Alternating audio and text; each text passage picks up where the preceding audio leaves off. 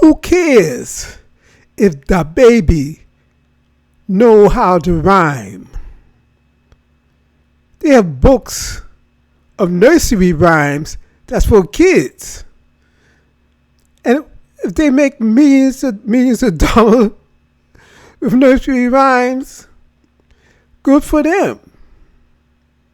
But there's YouTubers that come on wasting people's time, grown men, arguing who can rhyme better, Jayz, Nas, or Dababy, if it's cheap at the nursery rhyme business. Because in the hip hop sounds like a bunny rabbit. Hip hoppy, hippity hop. Sound like a bunny rabbit.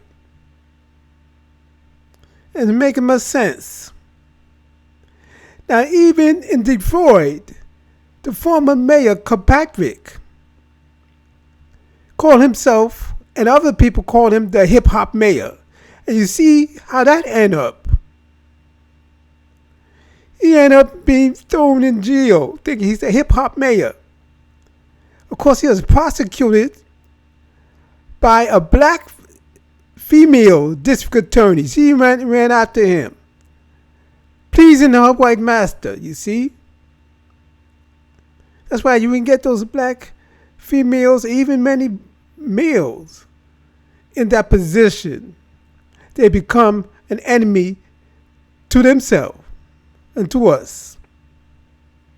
No wonder black people, which is about 83 or more % black, elected a white mayor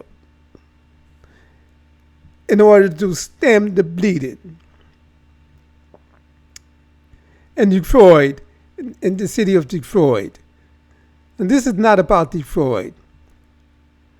But black people had the gauntlet in their hand and they dropped it. They had the gauntlet. Like I believe it might have been Cloyd Anderson or somebody. When Kirkpatrick was the mayor, they was saying they was going to start a African town or a black town, or called African town, within Detroit. And Kirkpatrick said the truth and said the most sensible thing, that all of Detroit is a black town. So that was silly, and it was silly talking about a black town like Chinatown or Italy or Lower Italy inside of Detroit, when the whole city should have been a black town.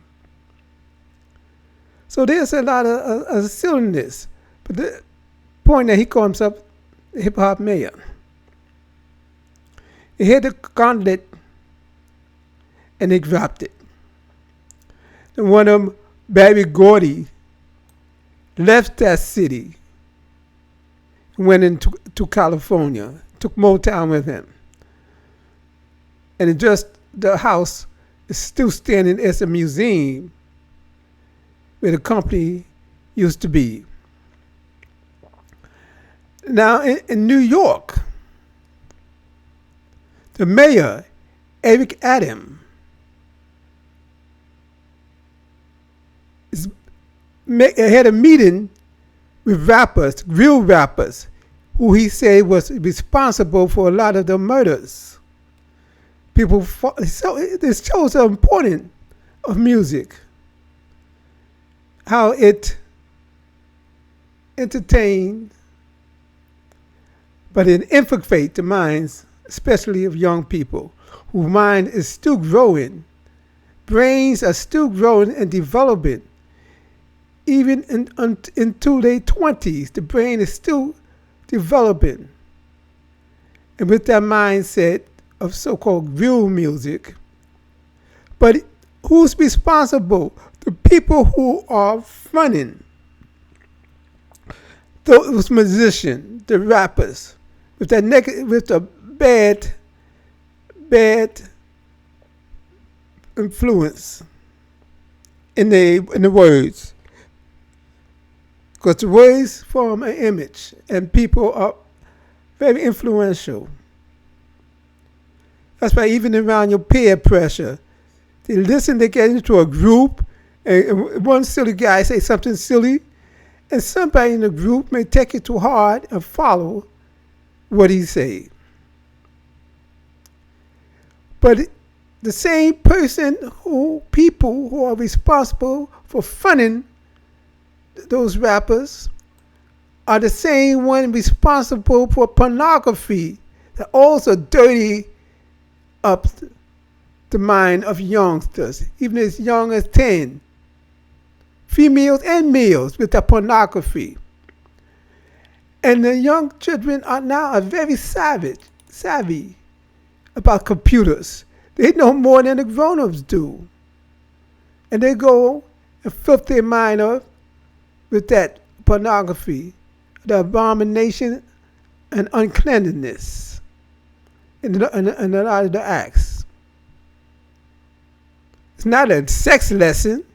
It's a sex perversion. Same as that music. They the same one who fun. Yeah, you know who they are. You know who they are. And they trying to dictate the district attorney, the black Manhattan district attorney. They use the media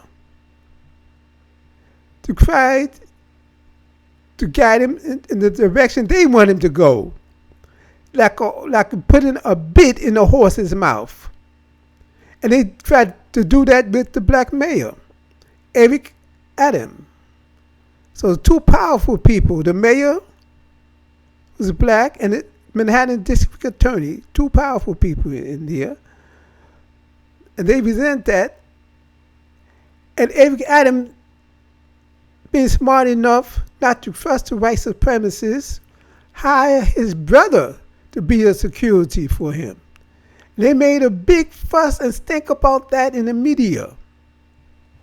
And you know who the Crow's the comedian in New York? The same one paying the rappers. The same one with pornography. Crow also controls the media. New York Post, New York Times, New York News, especially the New York Times. And so he had to demote his brother because he didn't trust the other security. And he knows, he was a policeman, and he knows the police department is infiltrated with white supremacists. And he didn't trust them to become his security. And so he hired his brother now for $1.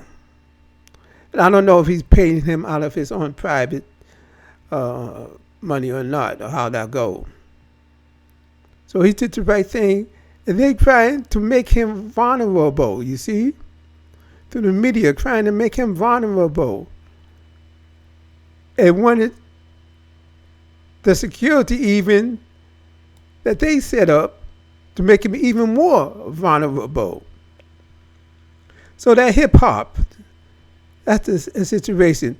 Grown men on YouTube talking about in the 40s or 50s even, talking about hip-hop.